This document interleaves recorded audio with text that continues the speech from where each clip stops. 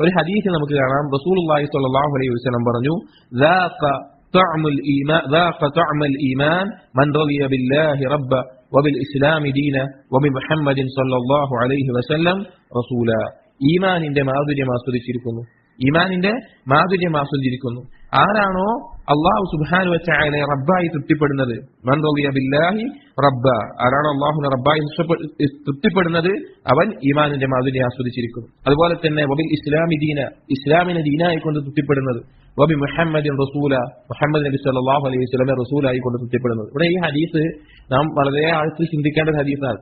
ഈമാനിനൊരു മാധുര്യമുണ്ട്, അത് ആസ്വദിക്കുന്നതിൽ ഒന്നാമത് പറഞ്ഞൊരു കാര്യം എന്താ? അള്ളാഹുവിനെ റബ്ബായി തൃപ്തിപ്പെടുക. ഈ ഹദീസിനെ വിശദീകരിക്കുന്നിടത്ത് അൽ ഖാദി ഇയാദ് റഹിമഹുല്ലാഹ് അദ്ദേഹം പറഞ്ഞത് കാണാം, മഅന അൽ ഹദീസ്, ഈ ഹദീസിന്റെ അർത്ഥം സഹ ഈമാനുഹു, അവന്റെ ഈമാൻ ശരിയായിട്ടുണ്ട്, വത്മഅന്നത് ബിഹി നഫ്സുഹു, അവന്റെ നഫ്സ് തൃപ്തിപ്പെട്ടിട്ടുണ്ട്, അതായത് അല്ലാഹു സുബ്ഹാനഹു വ തആല റബ്ബാനി എന്നുള്ളത്.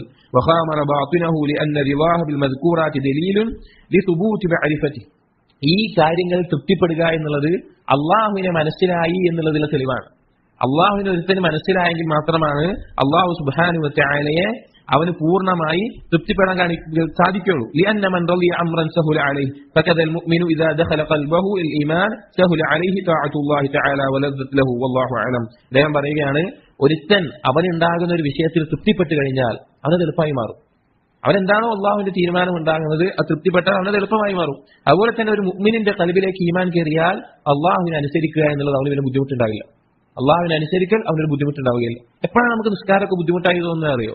എപ്പോഴും നിസ്കരിക്കാൻ മടി, ഖുർആൻ പാരായണം ചെയ്യാൻ മടി, അതുപോലെയുള്ള ബാക്കിയുള്ള കാര്യങ്ങൾക്ക് മടി. നമ്മുടെ ഈമാൻ ധാരാളമായി കുറയുമ്പോഴാണ്. നമ്മുടെ ഈമാൻ കുറയുന്നതിന്റെ ലക്ഷണം നമുക്ക് മനസ്സിലാക്കണമെങ്കിൽ ആദ്യം നമുക്ക് മനസ്സിലാക്കാൻ സാധിക്കും, നമ്മുടെ നഫ്ലുകൾ, സുന്നത്തായ നമസ്കാരങ്ങൾ കുറവ് സംഭവിച്ചിട്ടുണ്ടാവും.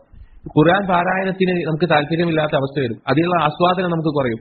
അങ്ങനെ മടി പിടിച്ച് എത്രത്തോളം എന്ന് വെച്ചാൽ ഫർളായ നമസ്കാരങ്ങൾ നമുക്കൊരു ഭാരമാകുന്ന അവസ്ഥ വരും.